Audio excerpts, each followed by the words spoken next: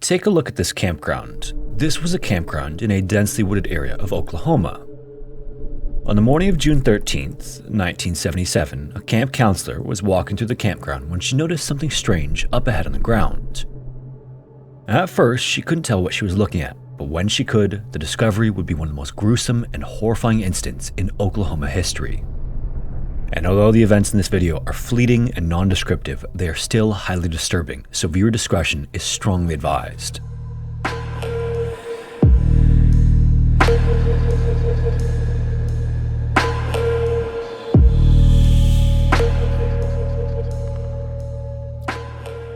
Camp Scott sat just outside the small town of Locust Grove, Oklahoma, on a stretch of land where the trees were thick and the outside world seemed distant. The camp had been around for decades by 1977, and over time it had built a reputation as a safe and trusted destination for Girl Scouts across the region. For many families, sending their daughters to Camp Scott was like a tradition. It was a place where kids could spend a couple of weeks outdoors, meet new friends, and come home with stories about nights around the campfire and days full of small adventures. The property itself was large and heavily wooded, with walking trails through the trees and small clearings where different parts of the camp had been set up. And instead of one central cluster of buildings, everything was spread out across the 400-acre property. Campers were divided into smaller groups, and each group was assigned to its own section of the camp. Those sections were called units, and each one had its name, its own set of tents, and a counselor nearby to keep an eye on things. The tents themselves weren't much more than canvas stretched over wooden platforms. Then inside, each had 4 cots and just enough room for a handful of girls to sleep and keep their belongings. It was simple, but that was all really part of the appeal. The whole experience was meant to be a little removed from everyday life. Each unit was also arranged so that the tents sat in a loose row or curve, with the counselor's tent positioned close enough to monitor things. This helped to create a balance where the girls felt like they had space on their own, but there was also supervision within reach. Now, one of these units, called CoAg, sat a bit farther back into the trees than some of the others. It wasn't dramatically isolated, but it was just far enough removed that it felt quieter and more secluded. The terrain there was also uneven, and the trees grew thick enough in some places to block parts of the unit from view. The camp's shower area also sat nearby, adding another layer of separation between CoAg and the rest of the activity. At the end of this unit was tent number 8, and like every other one in the camp, it was plain and functional. If you walked past it during the day, you wouldn't have given it a second thought, and until June 13th, 1977, there was no reason to. A couple of months before that day, though, Camp Scott was already in use, not for kids yet, but for training. Counselors had gathered at the site in April to get ready for the upcoming season, and it was supposed to be a rather routine weekend. At some point during that session, however, everything changed in a dark and disturbing way. One of the counselor cabins had been broken into, and inside, things had been disturbed. Personal belongings were moved around and scattered, and items were either taken or tossed aside. It wasn't a full-scale ransacking, but it was enough to be unsettling. Someone had clearly been there who wasn't supposed to be. As camp staff scoured the frightening scene, that's when they found the note. It had been left behind in an empty box of donuts. It was handwritten and terrifying in its simple and direct language. It said that whoever wrote it was planning to kill 3 girls in a tent. There was something else too. Not far from the cabin, someone had taken the time to put together a crude figure or effigy and hang it from a tree by a noose. Paired with the break-in and note, it made the whole thing incredibly creepy. At the same time though, there were some details that made the entire thing easy to dismiss. The note itself didn't read like something carefully thought out. Along with the threat, it included odd references to Martians and things that didn't make much sense. This made it feel more like a bad joke than a warning. It started to seem like the kind of thing someone might do to just get a reaction, and that's how it was all eventually treated. The break-in was written off, the note was thrown away, and the incident was chalked up to a prank. Maybe it was some local messing around, or maybe a bored counselor trying to scare her counterparts. Either way, it didn't seem serious enough to alter anything. No major security changes were made, and no one delayed the opening of the camp. Plans moved forward exactly as they had before, and by the time June rolled around, the whole thing had already started to fade into the background. On June 12, 1977, Camp Scott came to life the way it did every summer. Buses rolled in from the Tulsa area, carrying more than 130 Girl Scouts ready to start the first 2-week session of the summer. The quiet of the wilderness was replaced by kids talking over each other and counselors calling out in all directions. It didn't take long for the place to feel full and alive. For a lot of the girls, though, this was their first real taste of being away from home, and you could see it in the way they stepped off the buses. Some were excited and some were unsure, but tried to act braver than they felt. Among the girls arriving that day were 3 who would end up sharing tent number 8 in the CoAg unit. Leroy was the youngest camper there that summer at just 8 years old. Michelle, who was 9, had been to Camp Scott before and had at least some idea of what to expect. Doris, meanwhile, who was 10 years old and went by her middle name Denise, was stepping into something completely new. She hadn't even been sure about coming in the first place. 2 of her friends had backed out of the trip, and without them, the idea of spending days in an unfamiliar place with unfamiliar people didn't sit well with her. It even took some encouragement from her mother to convince her to go. Once Denise arrived, though, the counselors made an effort to keep an eye on her to ensure that she didn't feel out of place. Denise was also the only black camper at Camp Scott that session, and it was something that didn't go unnoticed. The staff, though, tried to make sure she felt included and no different from any of the other girls that arrived that day. The 3 girls, Leroy, Michelle, and Denise, had never met before that day, but like a lot of kids in that setting, they didn't stay strangers for long. They found themselves assigned to the same tent, along with a 4th camper who wasn't scheduled to arrive until the following day. So for that first night at camp, it would be just the 3 of them. Individually, they were all on the quieter side, but put together, they blended in with the rest of the camp without much trouble. And rather quickly, their tent was filled with just as much chatter and laughter as the others. As the evening went on, everyone gathered together for the first campfire. Songs were sung, introductions were made, and whatever nerves were still hanging around started to settle. It was the kind of night Camp Scott had seen countless times before, and the 1977 summer session couldn't have gotten off to a better start. Eventually, the fire burned down and the campers were sent back to their tents to get settled in for the night. Flashlights clicked on and off as kids joked around inside their tents or wrote in their journals, but eventually, one by one, the lights of Camp Scott went out. Once they did, though, the entire scene changed. Without any artificial light, the darkness of the wilderness settled in completely. It wasn't like being in Tulsa, where there was always some glow of lights from somewhere. Out near Locust Grove, the darkness was total. Some girls would later say it was so dark that they couldn't tell if their eyes were open or closed. The sounds faded too, and what had been a loud, busy place just an hour earlier grew quiet as everyone drifted off to sleep. As the night wore on, though, the stillness of the camp was broken. Sometime around 1:30 in the morning, a counselor named Carla heard something that immediately got her attention. It sounded like a faint moaning coming from somewhere nearby, from the direction of one of the tents. She then got up and stepped outside to check things out. Out in the darkness, though, there wasn't much going on. There was no movement or clear source of the sound, and as quickly as it came on, it dissipated.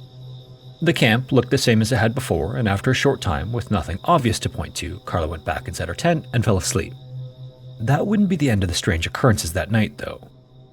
In a nearby tent, one of the campers woke up when she noticed someone standing at the entrance. The flap had been opened just enough for a flashlight beam to illuminate the darkness inside. For a moment, the light moved across the tent, then disappeared. The girl wasn't sure of what she had just seen, and she stayed where she was. Like a lot of kids in that situation, she didn't immediately raise an alarm. It was strange, but not something she could fully make sense of, so she too just went back to sleep. Around 3 a.m. though, the quiet was interrupted again, this time by a scream. It came from the direction of the CoAg unit, and another camper would later say she heard someone crying out for their mother. The sound carried just enough to wake a few of the girls nearby. Once again, though, there was hesitation by the campers.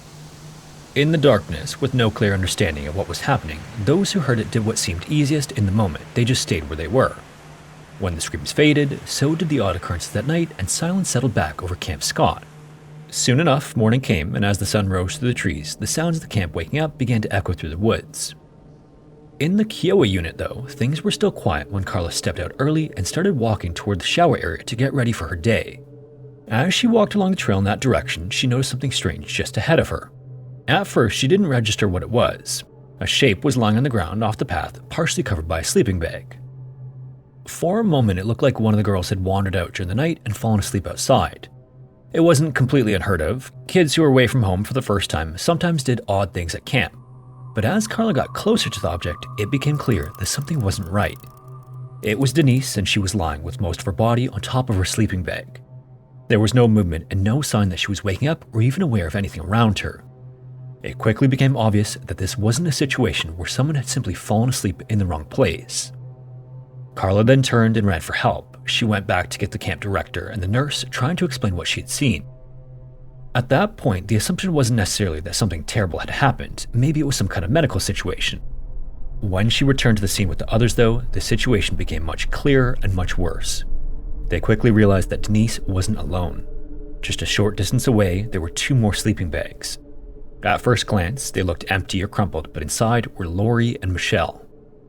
Both had been zipped into their respective bags, and all 3 girls were dead, having been finished in a violent fashion. Authorities were then called, and by mid-morning, the reality of what had happened was settling in for those who knew, but the rest of the Girl Scouts on the property were kept in the dark. Before noon, the campers were gathered up and told they would be leaving early. Buses were arranged to take them back to Tulsa, and when they arrived back in the city that afternoon, the scene waiting for them made it obvious something terrible had happened. Parents had long since gathered and were anxious to pick their children up. Some were crying, and news cameras had started to show up to capture the scene.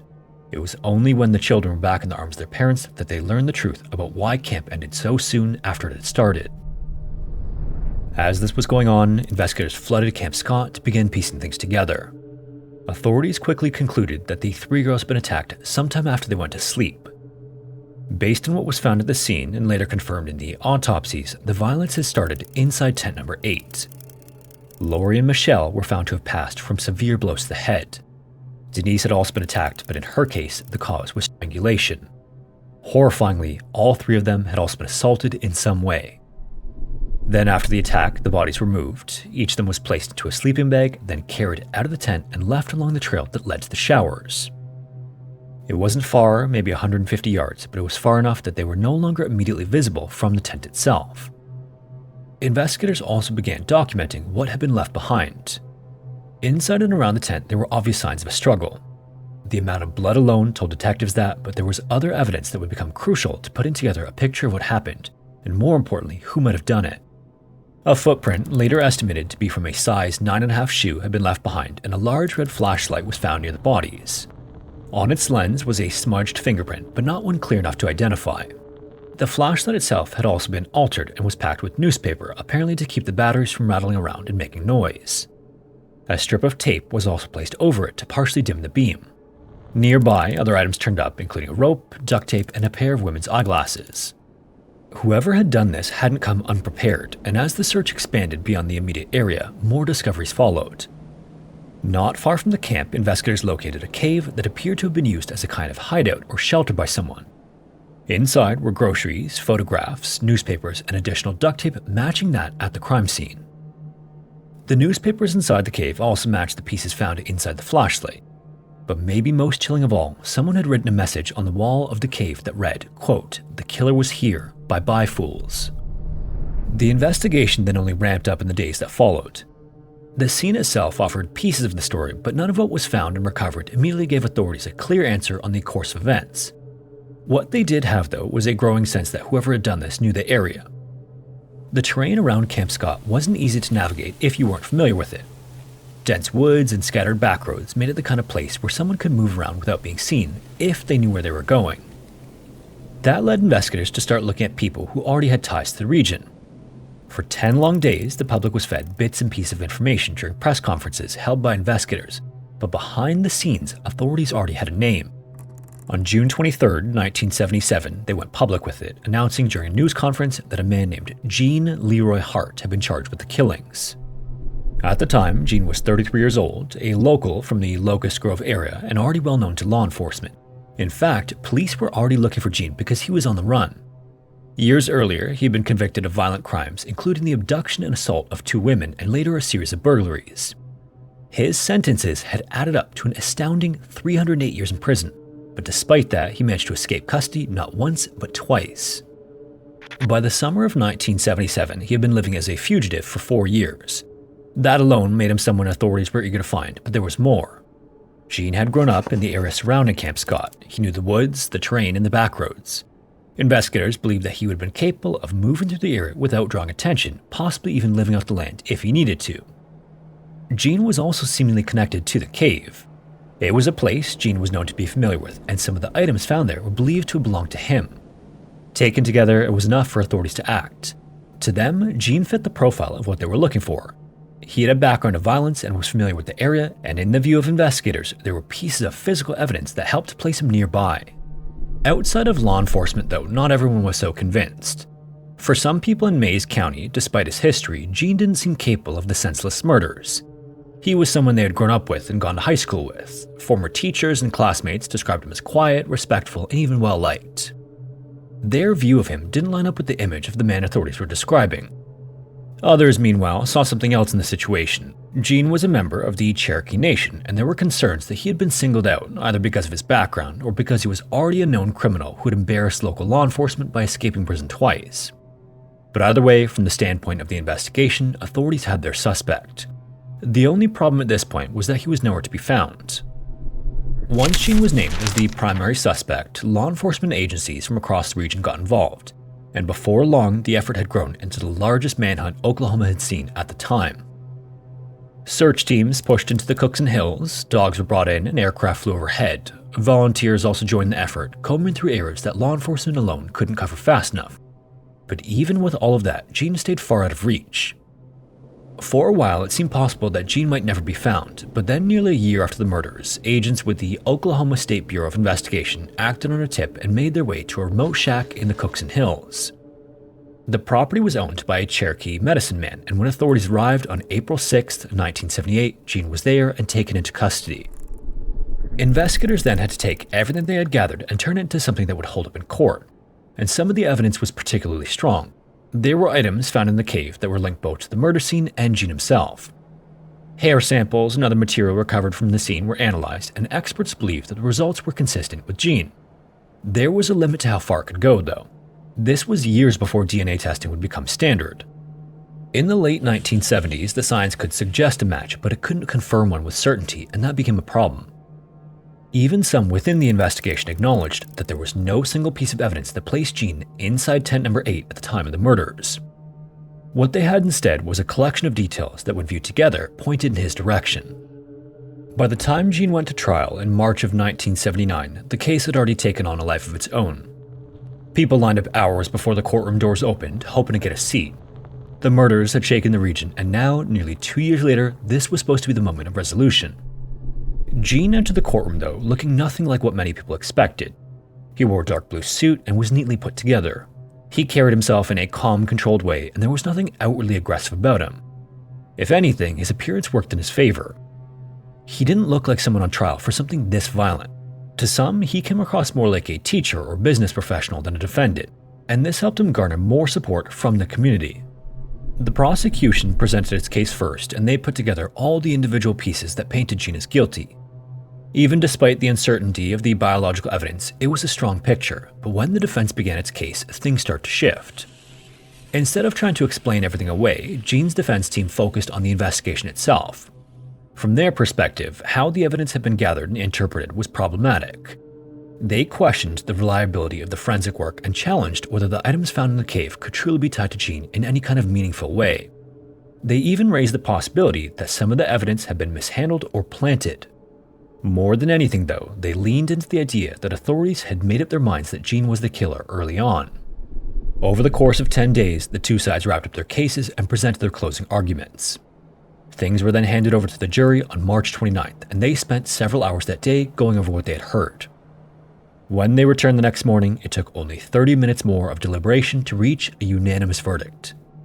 Once the jury returned to the courtroom and the charges were read one by one, all of them were followed by a verdict of not guilty.